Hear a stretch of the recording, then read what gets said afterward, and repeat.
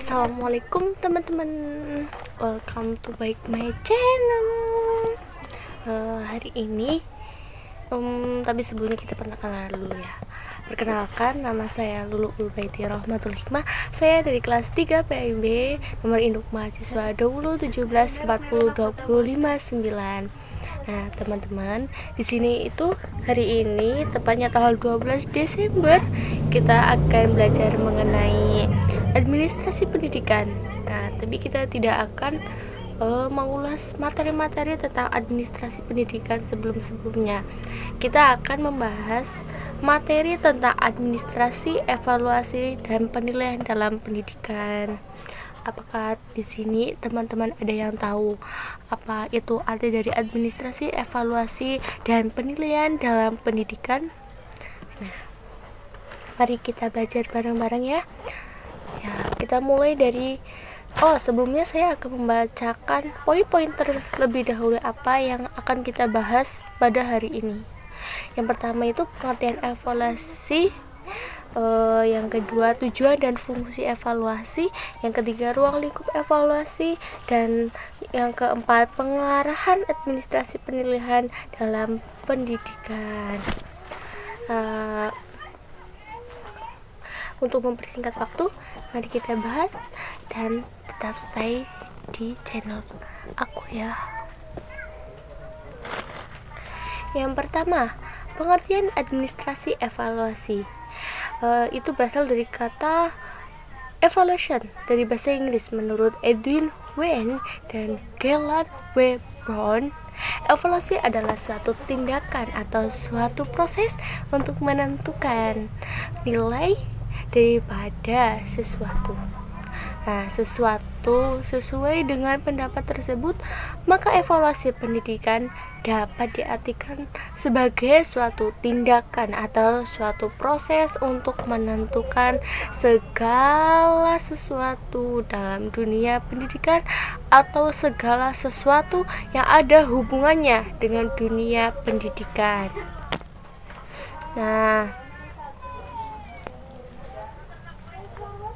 Nah, di sini kita itu sudah mempelajari pada poin A.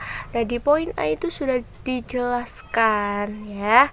Dijelaskan bagaimana pengertian evaluasi menurut dari para tokoh. Nah, kita ulang lagi ya. Evaluasi itu berasal dari kata bahasa Inggris yaitu evaluation.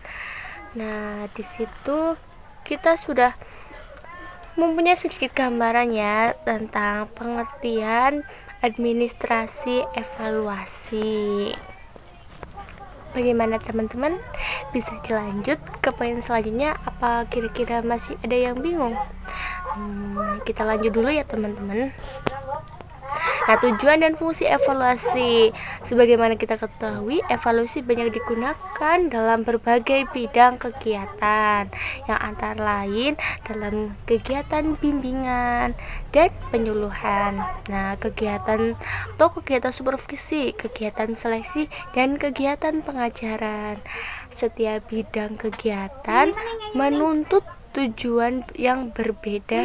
Dalam kegiatan bimbingan dan penyusunan, tujuan evaluasi adalah untuk memperoleh informasi secara menyeluruh mengenai karakteristik anak didik sehingga dapat diberikan bimbingan dan penyuluhan yang sebaik-baiknya. Oke, kita lanjut ya teman-teman ke poin C, yaitu ruang lingkup evaluasi. Ruang lingkup evaluasi ini akan menghubungkan apa dan berapa lama evaluasi akan dilaksanakan. Nah, yaitu meliputi elemen-elemen yang bersangkut paut dengan pelaksanaan pendidikan, yaitu kurikulum, strategi dan metode pembelajaran, alat-alat atau media, siswa dan guru. Nah, jika dalam ruang lingkup tersebut ada komponen-komponen yang belum terpenuhi, maka komponen tersebut akan menjadi kurang, dan dalam penjelasan tersebut belum bisa dikatakan dengan apa itu ruang lingkup evaluasi. Begitu ya teman-teman. Lanjut ya, kita akan menuju ke poin D. Yang selanjutnya adalah pengertian administrasi penilaian. Dalam pendidikan, Maulana berpendapat bahwa penilaian pendidikan merupakan suatu proses penentuan nilai atau keputusan dalam bidang pendidikan atau segala sesuatu yang ada hubungannya dengan bidang pendidikan. Nah, jadi menurut beliau, apa saja yang ada hubungannya dengan kata penilaian pendidikan atau pendidikan, beliau sebut itu adalah penilaian dalam pendidikan, ya teman-teman. Nah, baik di bidang pendidikan, entah itu di bidang pendidikan apa saja, kita tidak mematok dalam satu pendidikan saja, semua jenis pendidikan. Nah teman-teman, sampai di sini gimana nih? Ada yang masih bingung? Apa udah bisa masuk nih? Oke, kita lanjut terlebih dahulu ya teman-teman. Lanjutnya, penentuan keputusan itu didahului dengan kegiatan pengumpulan data atau informasi, sehingga orang pimpinan dapat menyusun atau kebijakan terhadap suatu program yang sedang dikembangkan. Nah, kita lanjut ya teman-teman kepada penjelasan berikutnya. Penentuan keputusan itu didahului dengan kegiatan pengumpulan data atau informasi, sehingga seorang pimpinan dapat menyusun atau kebijakan terhadap suatu program yang sedang dikembangkan atau yang sedang mungkin dilaksanakan. Nah, setiap orang yang terlibat dalam pendidikan, bagaimanapun macam dan ruang lingkup keputusan pendidikan itu, keputusan tersebut memerlukan informasi yang lengkap dan tepat. Nah teman-teman, jika dalam jika dalam pelaksanaan tadi kita tidak dapat mengumpulan data, bagaimana kita akan mengetahui keadaan di luar sana, lalu kita bahkan menyimpulkannya itu gimana? Lalu bukannya kita itu harus mencari data yang sedetail-detailnya dan seril-rilnya, agar itu kita dapat dipermudah dalam mencari informasi yang tepat. Seperti itu. Kita lanjut ya teman-teman. Nah, informasi semacam ini akan diperoleh melalui penilaian. Penilaian tersebut kita akan jabarkan satu persatu, yaitu konsep dasar penilaian pendidikan. Pada kesempatan ini, penilaian akan didefinisikan dalam konteks pengembangan program pendidikan. Oleh karena itu, sangat penting dipahami bahwa tujuan penilaian bukan untuk membuktikan, akan tetapi memperbaiki. Nah, penjelasannya pada poin ini itu bukan untuk membuktikan, oh ini salah, oh ini benar, oh ini kurang, atau semacam gituannya. Tapi kita di sini untuk memperbaiki. Ini jadi kita tahu kita harus memperbaiki pada bagian yang sebelah sini penilaian ini, lalu kita akan memperbaiki pada penilaian ini agar menjadi penilaian yang sempurna tanpa mengecam suatu pihak yang lain. Seperti itu teman-teman. Nah, yang selanjutnya yaitu kerangka pemikiran ini tampak ada kaitan yang erat antara penilaian dan mutu pendidikan di sekolah. Selanjutnya, konsep penilaian yang akan dibicarakan bertitik tolak dari tujuan penilaian tersebut. Nah, poin selanjutnya yaitu tujuan dan sasaran penilaian pendidikan. Nah, kegiatan pendidikan mempunyai tujuan-tujuan sebagai berikut. Yang pertama, untuk memperoleh dasar bagi pertimbangan pada akhir suatu periode kerja. Nah, yang B, yang selanjutnya maksudnya untuk menjamin cara bekerja yang efektif dan efisien. Lalu untuk memperoleh fakta-fakta tentang kesukaran dan untuk menghindarkan situasi-situasi yang dapat merusak. Selanjutnya untuk memajukan kesanggupan para guru dan orang tua murid dalam mengembangkan organisasi sekolah. Nah, tadi di atas kan saya sudah menjelaskan untuk menentukan fakta-fakta agar mendapat fakta yang real. Nah, di sini juga disebutkan untuk memperoleh fakta-fakta tentang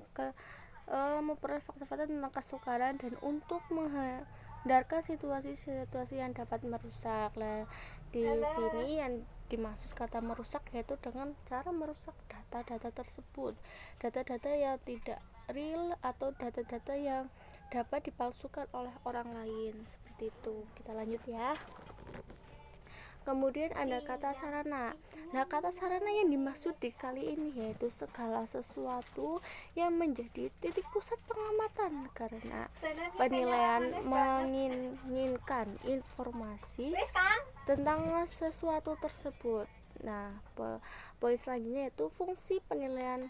Nah, fungsi penilaian pada akhir satuan pelajaran itu ditekankan kepada perbaikan proses belajar mengajar yang diselenggarakan berdasarkan suatu pengajaran tersebut. Lalu penilaian pada akhir program pengajaran mempunyai fungsi yang berlainan. Nah, fungsi ini ditekankan pada penentuan keberhasilan belajar setiap murid.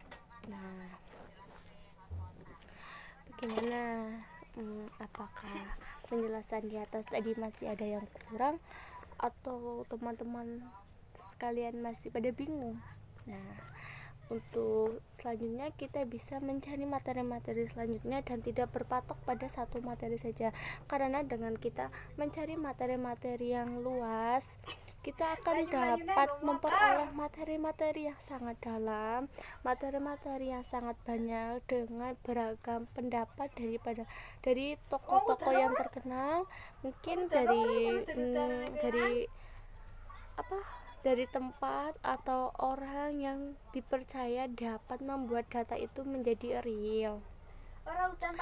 Nah, selanjutnya itu pada situasi ini orang tua guru itu sangat berpengaruh penting untuk keberhasilan para murid atau peserta didik. Nah, berperan penting gimana, Mbak? Nah, berperan penting untuk keberhasilan para murid di masa yang akan datang. Berperan yang guru berperan di sekolah dengan mengajarkan murid-muridnya, yang di orang tua mengajarkan orang peserta didik di rumah dengan penuh kasih sayang, dengan penuh ketelitian, dengan penuh kesabaran ya. Jadi seperti itu. Bukan yang di sini tuh mendidik anak itu bukan hal yang mudah. Makanya kita tadi di penjelasan di atas sudah disuruh untuk mencari fakta-fakta terlebih dahulu. Nah, selanjutnya kita bisa tarik kesimpulan dari penjelasan-penjelasan di atas. Nah, kesimpulan-kesimpulan tersebut semoga dapat mempermudahkan kita semua dalam belajar pada materi kali ini. Kita akan bacakan ya teman-teman. Kesimpulan. Nah, dari berbagai penjelasan mengenai materi administrasi, evaluasi, dan penilaian dalam pendidikan, maka selaku penulis artikel ini atau jurnal ini atau yang dapat memberikan pemahaman dalam wacana pengembangan intelektual bagi kami dan semuanya saja ya, tidak akan menyebut satu pihak yang lain.